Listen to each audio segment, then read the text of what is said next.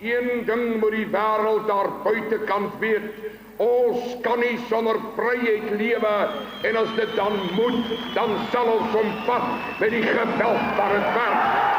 Eugene Terreblanche, leader of South Africa's Afrikaner resistance movement, the AWB.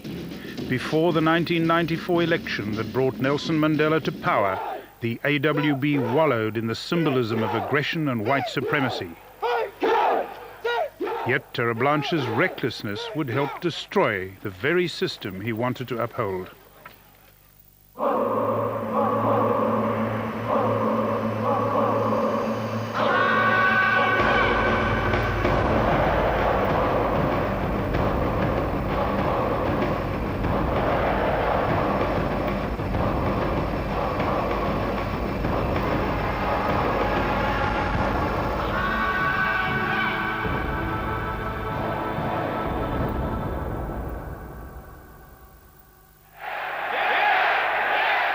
Terreblanche drew his strength from fears among white Afrikaners that their government was selling out to the African National Congress.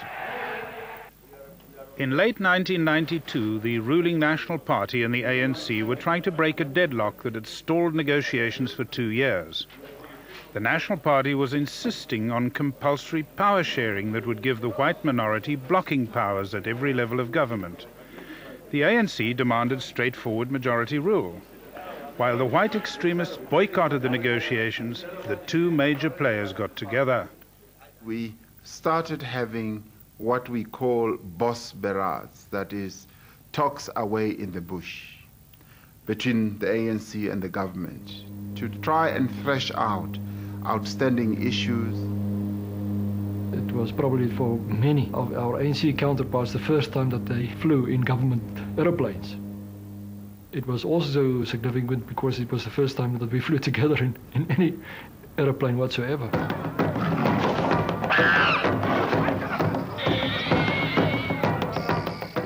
They went to a remote game lodge. One of the ANC negotiators was Joe Slovo, chairman of the Communist Party. The party had been allied with the ANC for decades. Slovo was on the ANC's executive. He had supported the Soviet invasions of Czechoslovakia and Afghanistan. As chief of staff of the ANC's armed wing, he had sent guerrillas into action and made fiery funeral speeches. To crush, once and for all, those who are responsible for so much mourning. Slovo's reputation still sent shivers down the spines of government members at the conference. I went to the swimming pool and found a stranger in the swimming pool, and I wanted to walk away from it when I discovered that this was Joe Slovo. Slovo noticed me, and I had no option but to join him. Now that I felt extremely uncomfortable about, because Joe Slovo, the communist, the terrorist, what would my late father have said about this? A staunch policeman, terrorist hunter, his son in the swimming pool with this communist terrorist. But Slovo, now ill with cancer, had surprised everyone by revealing himself to be a pragmatist. Writing in a party journal, he had proposed a compromise to break the deadlock, a sunset clause in the new constitution which would provide for compulsory power sharing for a fixed number of years, before fading out like the setting sun. At the Bush conference, the National Party showed interest. We realized that in the final instance, the major breakthrough that we have to make in this country was to find a settlement with the ANC. That's the reality. We used to go in for a degree of jollification in the evenings, spend a bit of time in the pub together at night, and obviously when you are negotiating with people and you create that kind of social rapport, things become easier, and you get to know them, you get to understand each individual a little better.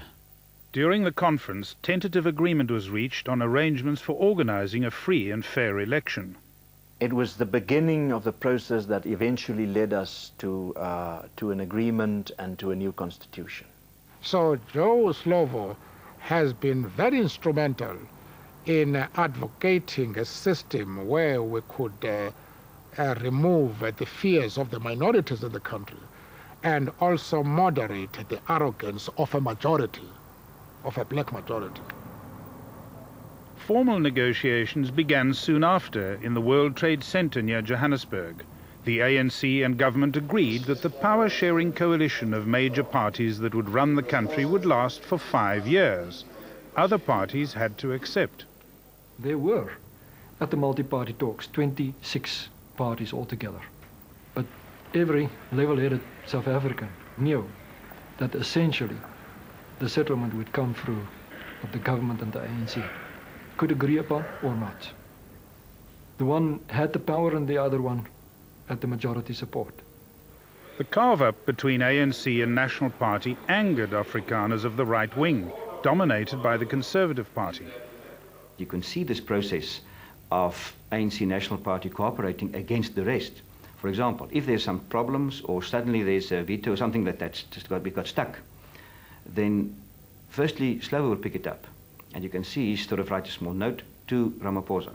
Ramaphosa would then wink for Rolf Meyer, and the two of them would go outside. They would formulate some sort of proposal, come back, the one would propose, the other one would second it, and it was just being forced through. We maintained a very close link with our principals. And I think we followed very much the same pattern in that regard. I reported to FW, and he reported to Mandela, but very much on the same basis. Very close line, very hands-on. The double act became known as the Rolf and Cyril show. Right-wing Afrikaners saw it as a threat.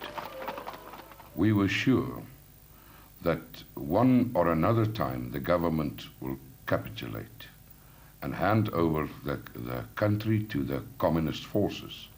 Fearing they would be swamped by the ANC's advance, they wanted out.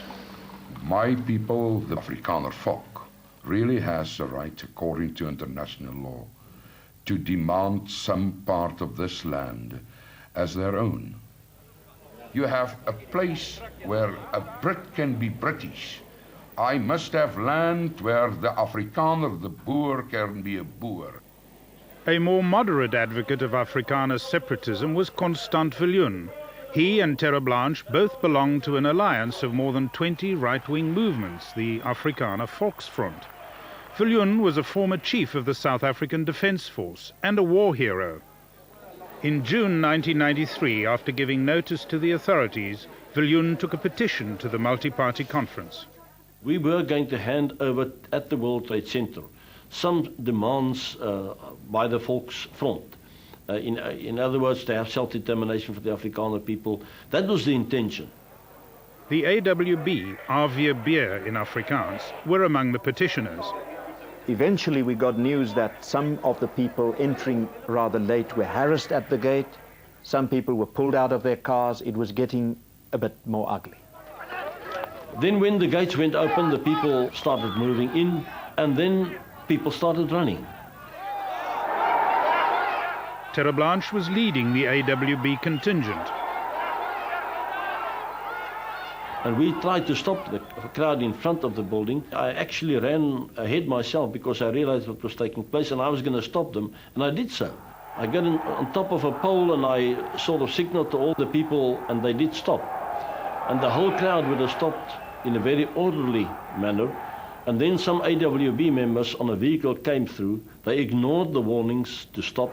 They look like they're invading the place. Oh, look at it!